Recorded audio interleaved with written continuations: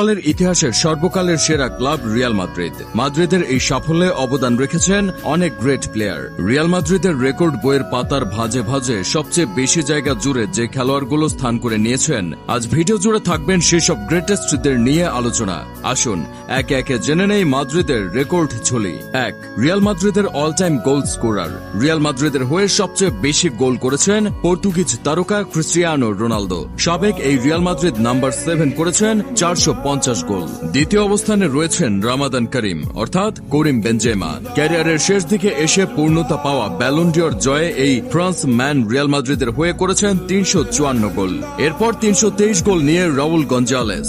285 গোল করে রিয়াল মাদ্রিদের সর্বকালের সেরা প্লেয়ার ডি স্টেফানো এবং তালিকার 5 নম্বরে 273 গোল নিয়ে স্পেনের কার্লোস সেন্টিলানা।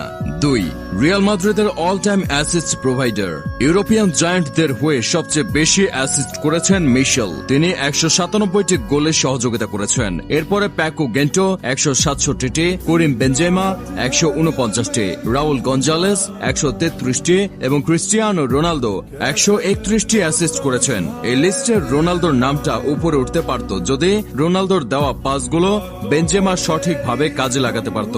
তবে এই তালিকায় চমক হিসেবে 116টি অ্যাসিস্ট নিয়ে আছেন সর্বকালের সেরা Brazilian left back Roberto Carlos. 3.